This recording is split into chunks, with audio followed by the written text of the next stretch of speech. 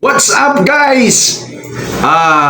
Sa video na to guys ay sasagot tayo ng ilang comment na nagbabasa sa atin, no? Kasi alam naman natin guys, kahit anong buti ang sasabihin mo, kahit anong paliwanag na sasabihin mo, hindi lahat nakakaintindi at hindi lahat nakakagets ng ibig mong sabihin. So hindi nawawala yung basher o kaya galit sa'yo, galit sa mukha mo, galit sa mukha ko, ayan o, kasi mukha daw rockers, o no. So bago ang lahat dyan guys, no, masasagutin yung mga bash natin, mga comment, pag-usapan natin, tara.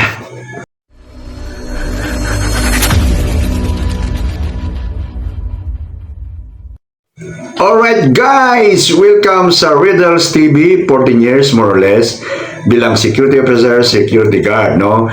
Sasagot tayo ng mga comment kayo guys na medyo hindi tayo gusto. O kaya may mga video, may mga taong nanonood sa atin na hindi tayo gets. So galit na galit, gustong manakit, no?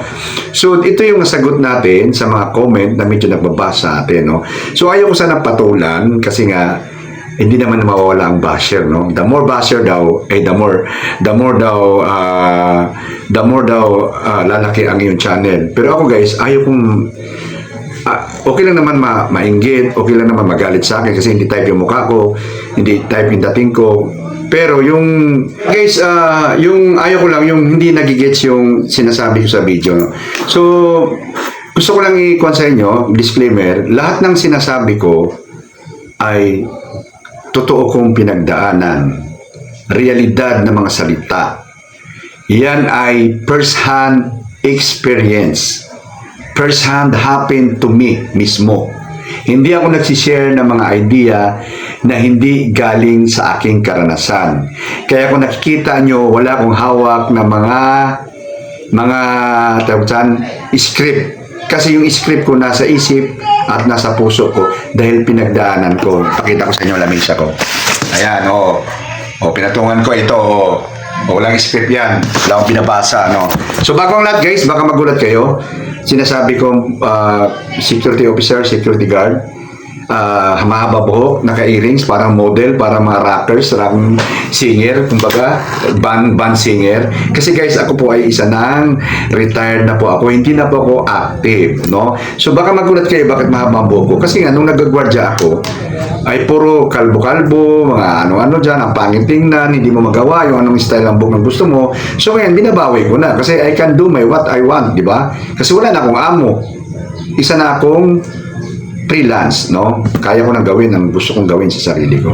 Ngayon, nagbabahagi ako guys ng mga video na ikakabigay ng gabay, patnubay sa mga bagong nagwagwardya.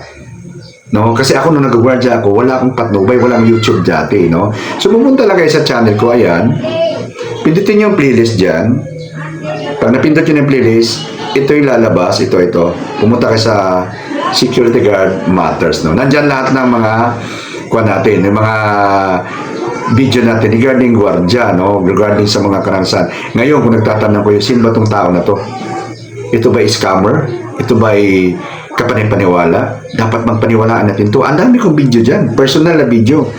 Personal na video na maglilid sa inyo kung anong pagkatao ko, no? Saan ako galing, anong pagkatao ko, nandyan lahat kasi mayroon akong karanasan, mayroon akong entertainment. May mga video tayo dyan guys, nagmumukha tayong tanga, nagmumukha tayong ingot. Sabi sa akin ng base ko, abnoy. Bakit? Ginagawa ko po yan dahil parang ipakita sa inyo kung ano yung artistic side ko, no? Artistic side. Ang mga artista guys, yung mga comedy, akala nyo talagang nakakatawa sa personal, pero hindi. Ginagawa nila yan para na ma-entertain ng tao, din para kumita din sila. Ganon din ako sa channel ko. I'm trying to entertain my viewers. Kasi nga, nilalangaw ang mga video ko, nilalangaw ang mga ginagawa kong mga video na alam kong may mga kahulugan nga. Sabi nga ni Chikitan, kung ikaw ay gumagawa ng YouTube channel mo na nakadalawang taon ka na, naka-4 na taon ka na at walang nanonood, mali ang algorithm, basta may sinabi siya. So yun siguro ang naging problema ko. So ginagawa ko lahat guys, kumakanta ako, sumasayaw, lahat, nagbabayot, nagkuhan, para lang ma-entertain kayo at matulungan yung channel ko. Pero hanggang ngayon talaga, hindi nag-grow ang channel ko. So tanggap ko na yon. Hindi hindi yung aking pagkatao ay kulang sa kuhan, yung kulang ng encouragement para makakuha ng tao sa mga video ko. But anyway, wala nang, tanggap ko na yon, at ang akin lang ay makapaggabay, makapagbigay ng ilaw sa kaisipan ng mga gwardiya na nagjuduty, lalo na yung mga kabataan. No? Lalo na yung mga kabataan na hindi na alam ang takbo ng panahon sa gwardiya, kaya nabubuslo sila. So ito, itong video to ay magsasagot lang tayo ng mga basher ko, no? Basher ko para naman maliwanagan, no? Kung hindi, lalo silang magalit, no? Hindi, okay lang. So may isang video ako guys, na yung video na yan, pakita nyo. Yung video na yan ay tungkol yan sa security guard biglang natanggal at anong dapat gawin, no? So marami kong viewers dyan, kaya yung viewers ko, ayan, no? So umabot ng 18,000 yan, no? 18,000 na yan, no? 18,000. Tapos ang nag-like, ilan ang nag-like? 800, ano? Mahigit 800. So may mga ilan na nagbabash, pero may nagla-like, marami nagla-like. So ito yung tanong ito yung tumakbo yung kwento sa video, no? May isang nag-comment na sinagot ko, sabi niya, "Sir, good morning. 8 months po akong nag-guard, tapos bigla akong tinanggal ng security agency. Tanong ko lang po kung may matatanggap po ako, po ba kung magpabaduli ako." So sinagot ko yan na ang gwardiya kasi natatanggal naman talaga. Ang tawag doon RTO. No, RTO. So sinagot ko, hindi basta-basta nagtatanggal ang agency. No, hindi basta-basta nagtatanggal ang agency kasi siyempre kakasuhan sila pag tanggal sila ng tanggal na wala silang basihan. But pag may basihan sila guys, ay sinisigurado ng agency na hindi basta-basta din nila gawin yon kung wala silang panglaban sa korte. Kasi may mga legal ang security agency. So ito yung unang nag-comment sa akin na yun. Tinaw, basahin natin na. Maraming natatalong agency pagdating sa court. Nasubukan niyo na bang magpa-korte, guys?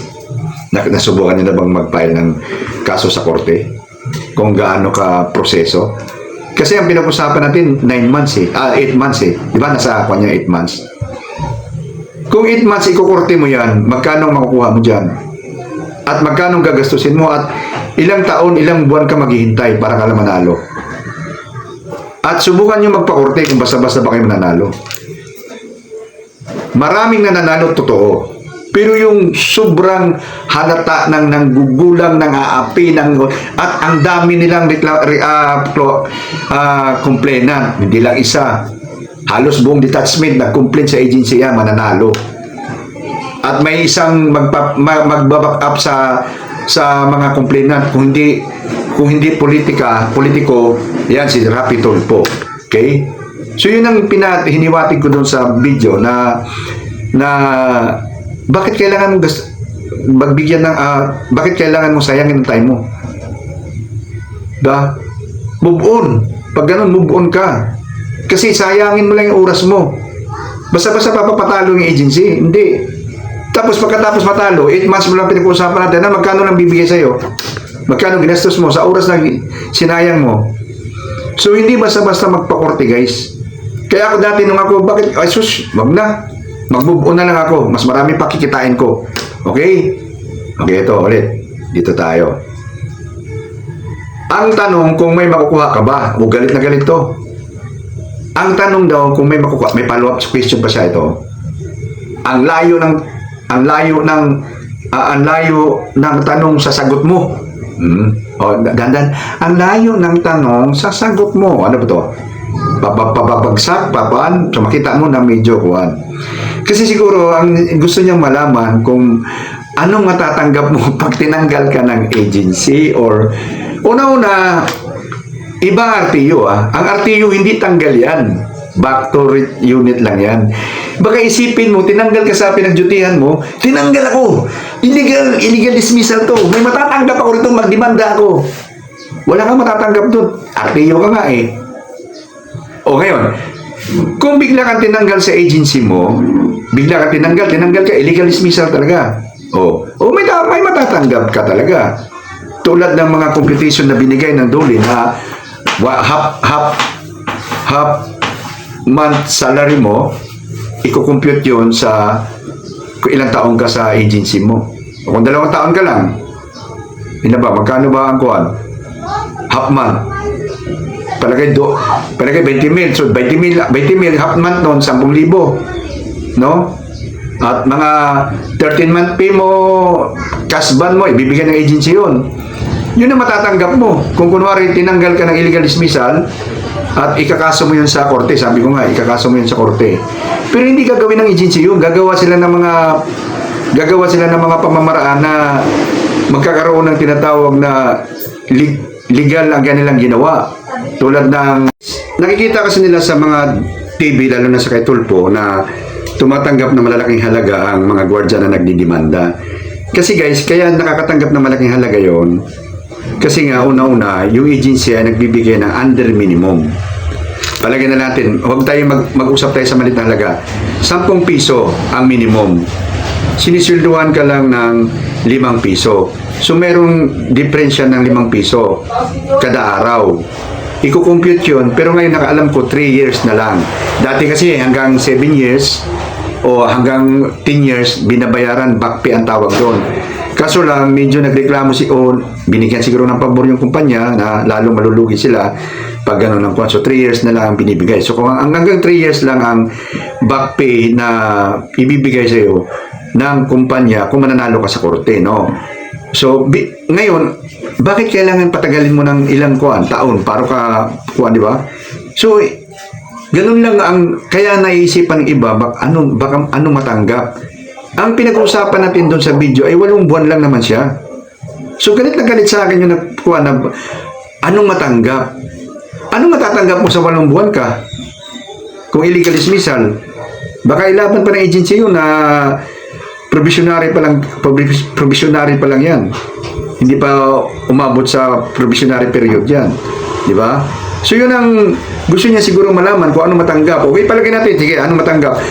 Bibigyan ka ng 13-month pay mo, ibibigay sa iyo yan, yung huli mong sweldo, yung iyong tinatawag na cash ban. Ilang buwan? Cash ban yun, palagay natin 200 times 8 kasi 8 buwan lang siya. Magkano? 1.6. No? Baka isipin nyo, tatanggap ka ng malaki kasi yan palagi iniisip ng mga tao eh. Hindi ganun ang proseso. Kaya gusto ko lang, kaya ko sinagot itong mga basher na to kasi para maintindihan nila. Hindi ko sinasagot ng direkta yung kuan, pinapaliwanag ko sa video ko nung anong dapat mong gawin at ano yung mga sasayangin mo sa mga proseso na yan. Kaya tinuturo ko doon sa video, kung panoorin nyo, nandyan naman sa description box ang link ng video, tinuro ko ang katotohanan na pag RTO, hindi yan dismissal. Kasi ang agency, hindi basta-basta magtatanggal yan. 6 months kang maghihintay bago mo ma-file ng illegal dismissal. Kaya mong tumagal na walang trabaho 6 months? Ako hindi, kaya nag-a-apply na ako sa iba. Ba't kailangan ko hintayin yung 6 months tapos ang matatanggap mo kukunti lang? Okay? Yun ang ibig ko sabihin doon. Hindi yung galit na gustong manakit.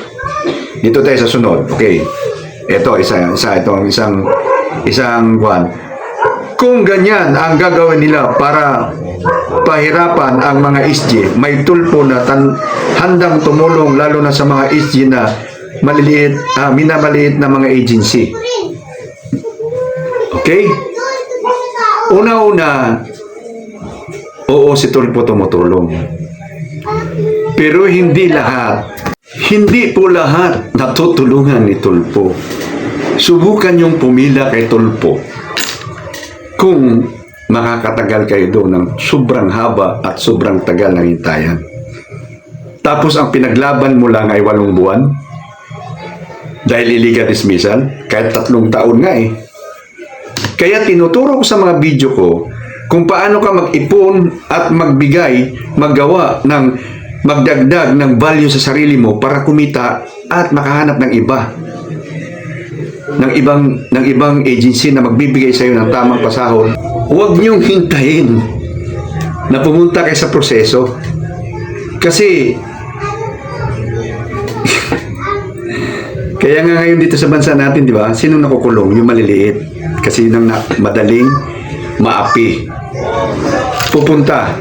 Manghihingi ka ng tulong doon kay Tulfo. Ilan ang naapi sa Maynila, sa Pilipinas? Ilan? Lahat ba maharap ni Tulfo? Subukan niyo pumunta kay Tulfo ngayon. Ididare ko kayo. Tapos ang pinaglalaban nyo, napakahinang kaso. Ang ang binibigyan ng time ni Tulfo, yung talagang tulad niyan, mga gwardiya, sama-sama, mga 10, 20. Talaga namang aping-api dahil ang sahod, under minimum, 12 oras ang trabaho. Talaga namang kuwan. Pero hindi lahat, bilangin mo kung ilan ang kuwan. At may mga gwardyang nagpupunta kay Tulfo na pinapatulan din ni Tulfo dahil siguro para ma-aware ang mga tao na wala namang kakwenta-kwenta yung pinaglalaban ng gwardya. No? Kasi nga, di ba, nasa YouTube sila eh. Di ba? Iko-content nila yung case mo. But still, hindi lahat maatupag ni Tulfo. Kaya huwag kayong palaging bukang bibig sa mga kasama ko. Ipatulpo mo yan. Ha? Ipatulpo mo? Ano yung kasong ibibigay mo kay Tulfo? Ano, inartiyo ka? Tinanggal ka na may kasalanan ka? May kasalanan ka, tinanggal ka, inartiyo ka, ipapatulpo mo? No? Nag-aul ka, tinanggal ka ng agency, ipapatulpo mo? Kasi para gusto mo may makuha pera? Realistic lang ako sa mga video ko. Kaya tumuturo ako ng paano ang diskarte at pamaraan. Hindi yung ang gusto mangyari ay direktang isasagot sa inyo. At bago po kasi kayo mag-comment, intindihin niyo po yung video. Ang gusto niyo kasi isusubo sa inyo sa bunganga niyo mismo, ganon. O kaya hindi lang talaga niyo, hindi na saklawan ng kaisipan niyo ang gusto kong ipahiwating sa video. Kasi kung tingnan niyo yung video, ang dami nag-like, pero ilan lang ang nag-bash. Siguro talaga hindi nakuha. Ito pa, basahin natin. So, kapag mga super ito talaga yung itong nag-comment ay talagang medyo gusto akong saktan. Ito, sa tono ng pananalita mo, parang ang simpati mo nasa mga officer. Pinapakita mo lang na dapat pag natalian ka sa liig, wala ka nang magagawa kapag gwardya ka lang. Mali ang mga advice mo. Di pwede yan. Ganyan ang istorya mo. Oh, ganun pa. So may paluwa pa siya. Kapag mga supervisor ka, anong gustong gawin sa iyo? At tanggalin kapag di ka nakisabay sa Agos, kwenta video mo. Di ba? Okay guys, nasabi ko kasi doon na may 3 filosofiya tayo sa paggwardya. Sala sa init, sala sa lamig ang gwardya. Ngayon, kung hindi nyo maintindihan yan, magwardya muna kayo. Ngayon, marunong kang lumangoy sa Agos. No, marunong kang lumangoy sa Agos at wala tayong pinakasalang pwesto. Kung hindi nyo maintindihan yung mga kasabihan na yan, magwardya muna kayo. Hindi ko alam kung gwardya ba itong nag-comment o kung. So, ang gusto niya mangyari, kakampihan ko yung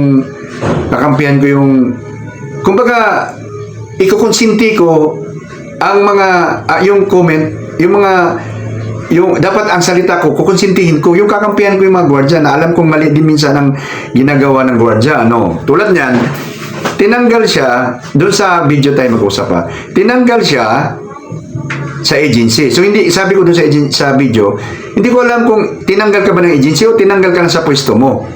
Kasi kung tinanggal, palagi naman nangyayari talaga ang gwardya ay tinatanggal sa pwesto.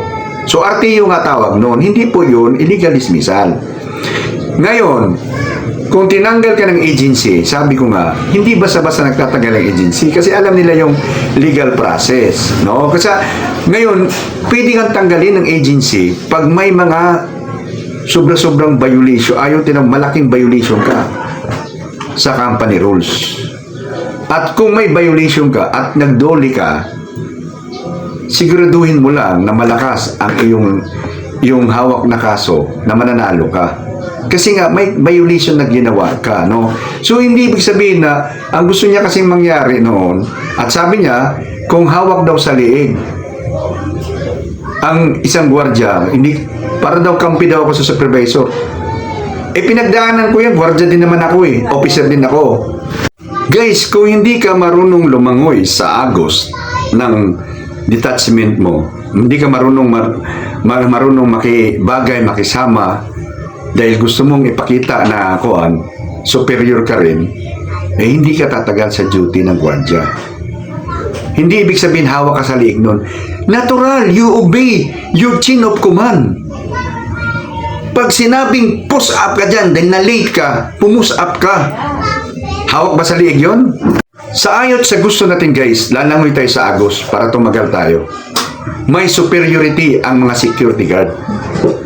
Ako superior, gusto mo, hindi hawak sa liig ang tawag nun.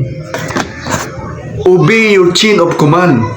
Commander is IC. May mga command tayong susundin, hindi yung hawak ka sa liig. Anong hawak sa liig? Ngayon, kung hindi ka marunong lumangoy sa agos, pwede ka naming, officer ako, pwede kitang gawan ng mga bulilyaso na ikakatanggal mo. Nabulyaso ka Kaya, lalangoy ka sa agos, para yung kunti mong mali, kunti yung violation, pwede yung patawarin ng officer mo. Kasi nga, marunong kang lumangoy sa agos, marunong kang makisama. No? Marunong kang makisama. Hindi yung hawak ka sa liig. Magwardya ka muna. Normal yan. Kami nga, tumabingi lang yung sombrero namin doon sa kuwan namin. General manager ng pinagjutihan namin, tanggal Ano, masasabi mo ang kuwan? Huwag niyong ikakagalit ang mga sinasabi ko sa video kasi yan yung katotohanan galing sa aking experience yan. Sinasabi ko yan ang totoong mangyayari sa duty nyo. No? At yung sinasabi nyong illegal dismissal, may proseso yan. May proseso yung dadaanan na hindi basta-basta na naririnig mo lang sa mga kasama mo. Pre, illegal dismissal ni tinanggal ka bigla. Punta ka sa duli, pre. Pumunta ka sa duli ngayon. Pang ilan ka? Ilan ng duli? Ilan ng abogado sa duli? 5. Ang nagreklamo, 1,000. Siyempre, unahin nila yung mga seryosong sitwasyon kaysa sa'yo. Tulad nung pinag-usapan natin sa video ko, 8 buwan lang pinag-usapan natin. Tapos galit na galit ang gustong manakit ng mga basher. Kaya nagsagot ako, intindihin niyo po muna yung video. Intindihin niyo po muna. Huwag kayo pong react ng halos galit na parang nangiinsulto. Kasi galing po ako sa trabaho na yan. Tinuturo ko dito sa video ko kung paano ka mag-survive at paano mo laruin yung buhay ng security guard para tumagal ka. Hindi yung mamamaril ka ng kasama at officer mo dahil ang feeling mo, inapi ka. Ano ba yung huli kong video? Yung dalawa niyang kasama, binaril niya. Bahala na yung YouTube dito kung i-rate niya ito ng kuwan. Kasi ayaw kong magbanggit ng mga harsh na salita Kaya nangyayari sa mga gwardiya yung iba dyan. Sila mismo nagbabarilan. Kasi bakit? Wala silang lumangoy sa agos. Hindi nila tinanim sa isip nila na sala sa init, sala sa lamig ang gwardiya. Kailangan mong lumangoy sa agos para ka tumagal sa trabahong security guard. Ngayon kung natanggal ka, huwag kang makimagsik, huwag kang magrambo. Wala tayong pinakasalang pwesto. Hindi yung bukang bibig mo palagi na inapi ka tulpo. Inapi ka tulpo. Marami pong unfair sa buhay ng security guard. Ako rin mismo, nag-come up din akong mamaril ng commander ko dahil inapi ako. Injustice ang binibigay sa akin. Nagtrabaho lang ako ng tama, ako pa yung gustong tanggalin.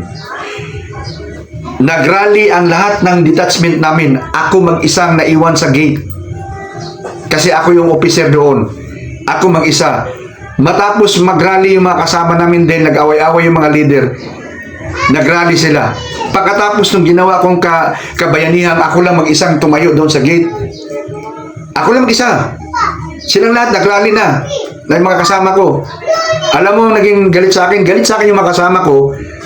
Ang commander ko rin, pinagdudahan din ako kasama ako doon sa mga nagrally. Ako na nga mag-isa doon sa gate eh. Ako na nga mag-isa doon sa gate. Hindi ako sumama sa rally ng mga kasama ko dahil alam kong bawal yung ginawa nila. Pinagdudahan ba ako ng guard commander ko? Hindi mo gustong. Kasi nga, sala sa init, sala sa lamig ang gwardya. Superiority, politika ang gwardya. Kaya marunong ka lumangoy sa agos. Ngayon, yung tanong niya na kung anong matatanggap mo pag tinanggal ka, wala kang matatanggap sa RTO. Ilang agency ang inalisan ko. Hindi ko natin iniisip yung tatanggapin ko, makikipaglaban pa ako. Bising-busy akong tao, ang anak ko nag-aaral, oh. Apply ako sa iba. Sa inyo na yung pera nyo. Apply ako sa iba. Kasi kung makikipaglaban ka ba doon, maghihintay ka ng 6 na buwan bago masabing illegal dismissal.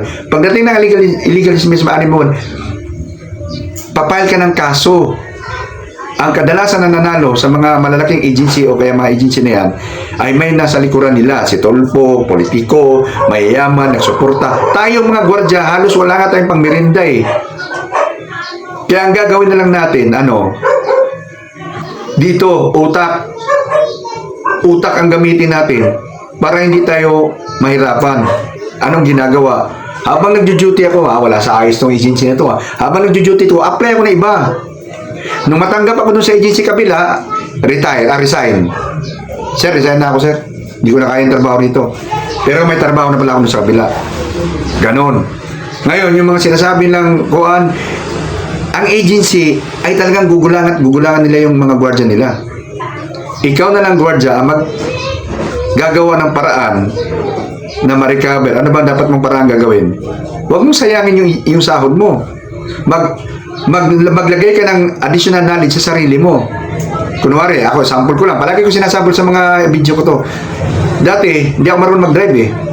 Nakita ko sa Manila, kasi probinsyano ko, taga Bohol ako, Bisaya ako, wala akong makain dito kung kwan.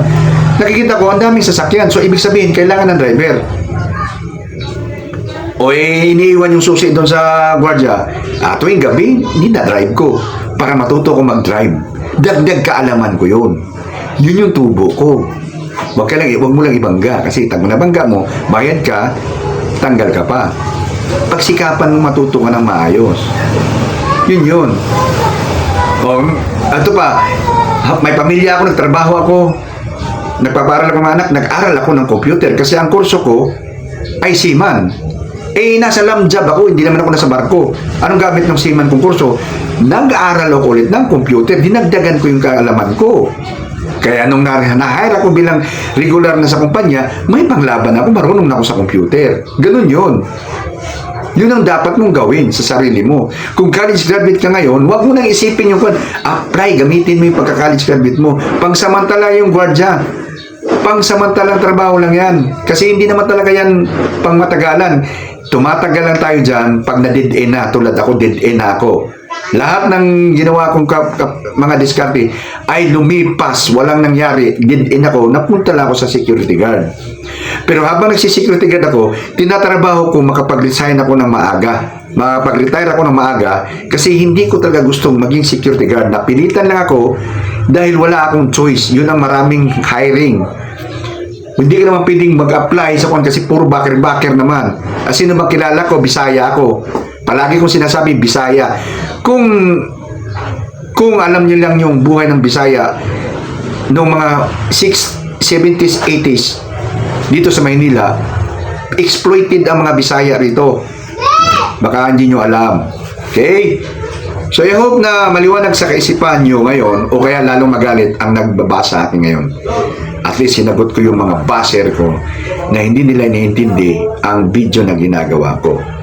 O ganun talaga ang buhay. Hindi lahat ay matutuwa sa'yo. Hindi lahat ay magpapasalamat sa'yo.